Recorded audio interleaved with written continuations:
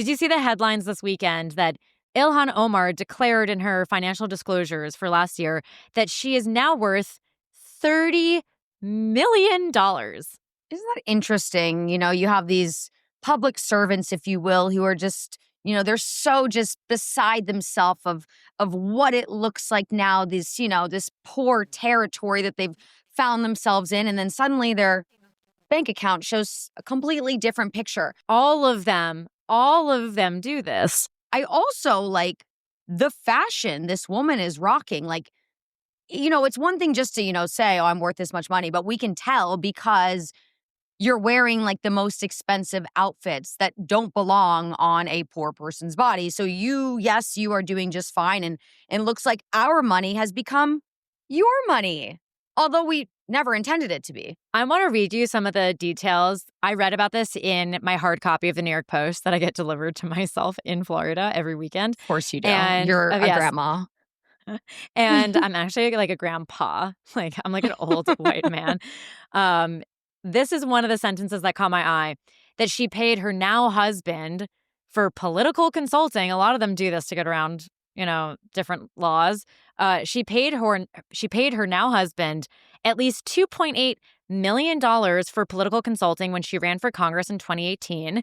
There was a complaint to the FEC about these funds, but I think they were just dismissed at some point. I want to add that this husband that she was funneling the money to is actually her third husband, her first being her brother, the second being some other guy, and now the third being the guy she's funneling money to. She's funneling money to the third husband. Now, unfortunately, what this stirs up in me is just feeling sorry for myself because, Aaron, I perceive myself to be relatively normal, certainly more normal than Ilhan Omar, and somehow she's already managed to get married 3 times, and I have yet to find a single person who is willing to share their life with me. I mean, maybe they would have, but who has actually taken the step to propose and make it official. Does this say something about me and you, or is, should you get your brother, like maybe he needs to step up? I'm sorry to put your brother in that situation because I've met him and he's such a nice guy and he's probably like, oh my gosh, He's listening to this. He always listens and gives criticism back. Very loving criticism. So Charlie hasn't had a husband number 1. Neither have I. And Ilhan Omar's on husband number 3. I'm not sure any of those statistics are good for anybody. What I noticed is her husband, like many other liberal women who love to hate on white men, they love marrying white men. They love it. You see that a lot. And I would like to make the point also, and there are some cases that I'll point to that it's not, people that are hating on white women per se, but you just do notice there are a lot of very prominent women who choose to marry white men. And I don't know like what that necessarily says, but it's very often you see that occurrence occur. Yeah. No, and by the way, you see this with the squad members, but you also see this with celebrities like Serena Williams, right? She married a white guy. Serena Williams is exactly who I was thinking of, yeah. Also, even Don Lemon is with a white... He's with a white guy. They're all with white guys, okay? So spare me your crocodile tears about white men. You're all married to them, or you're at least sleeping with them. So that's on that. I want to read you this other part of the article that really caught my eye. I am now reading the digital version. I don't know why I just misspoke. Oh, okay. We put the newspaper away. Okay, good. The news. You can't read it anymore because her fingerprint smeared it too much from turning the pages. The ink, But this I thought was outrageous because I somehow was unfamiliar with this part of the lore of Ilhan Omar's life. Because as we all know, she was married to her brother. Then she married another guy. Then the way she met this third husband is, I'm so thankful to the New York Post for teaching me this. While running Omar's congressional campaign, Minette cheated on his wife of 7 years with her. So she was paying him millions of dollars while running her campaign. and then he was sleeping with her while cheating on his wife, according to his ex-wife's divorce filing. So we're going to say allegedly here for legal purposes. He came home one night in April 2019 to announce he was in love with the congresswoman, and heartbreakingly, that he had never loved his then wife, mother of their 13-year-old son.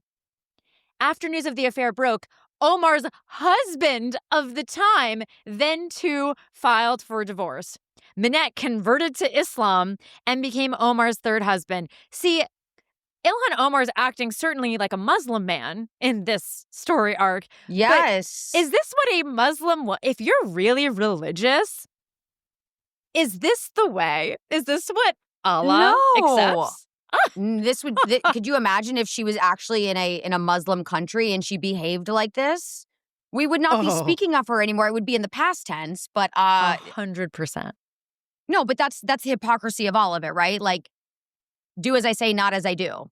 Right? Yes. It's all one big sham. I mean, remember, what was it? Whose office was it they had the trans flag hanging outside of in the Capitol building? It was one of the squad members, and we were just like, well, Rashida Tlaib always has the Palestinian flag, but it's one of them. Yeah, it's just one of those things. Hypocrisy is always outrageous. Charade.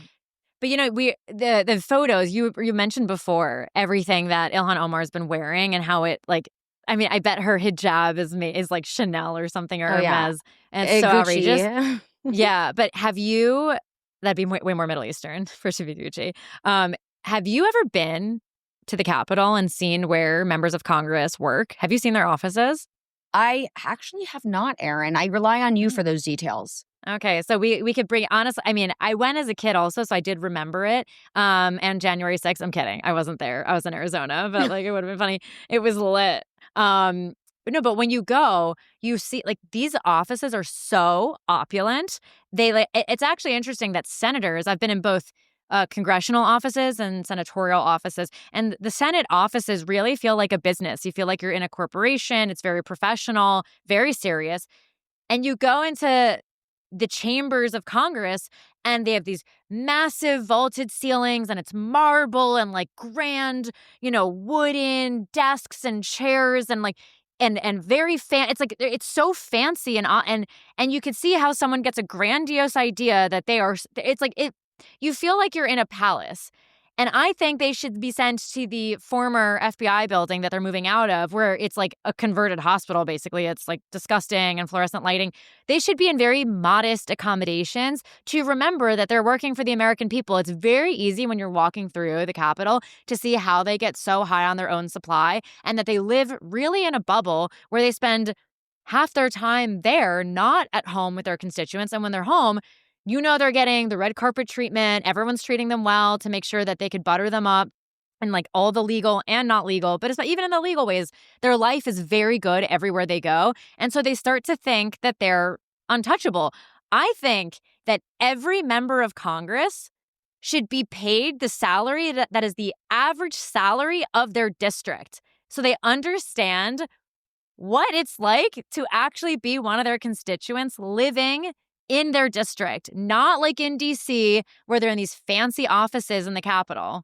And I think then you also draw the comparison to Donald Trump, who obviously has a ton of money, but it is for that reason, and the reason that he is actually exerting himself as a public servant, that he's not taking any paycheck at all. I mean, listen, people say, oh, who cares? He has money. No, what do you mean who cares? Rich people are the cheapest people of them all. Believe me, I have interacted with many people who have tons of money who are unwilling to part with even a few dollars unless it makes sense for them, because that's exactly how they manage to stay wealthy. So the fact that Trump, who could be doing, imagine what he could be doing with his time and money. He could be doing many other things. Instead, he's trying to, take us in the right direction, not taking a dime for it. Okay. Spending money out of his own pocket to better the situation for all of us. And then you have these members of Congress and whatnot who are taking salaries that are far above what they deserve and really what they should just be getting in general. Yeah. Well, also, you think about it, a lot of these members of Congress we are not sending our best to DC anymore.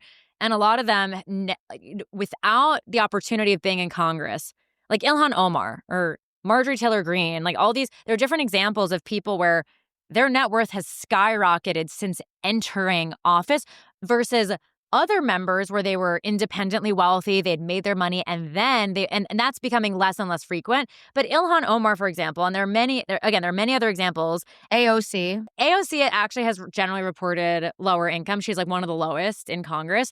There are plenty of examples on both sides of the aisle. Are there? She gets like gifts. No, she definitely. By the way, I'm not excusing AOC. She gets gifts. She doesn't pay for things, but when it comes to actual and also, money are in her there bank account. ways? Hold on. Money in your bank account is different than like what you actually have. There are certainly different ways of funneling your money to make it look like you have less, which is probably a good move on many of Congress members' parts. Yes. Well, by the way, what Ilhan Omar did and many in Congress are doing is it's not only about the public stock trading. It's not only about the insider trading of stocks. You could do all kinds of things in private companies. So with Ilhan Omar, she invested in a company or became a board member, whatever it was, that was worth basically no money. And overnight, it was worth $30 million. Gee, I wonder how that happens. It's very easy to see how the corruption is just so rampant across on both sides of the aisle.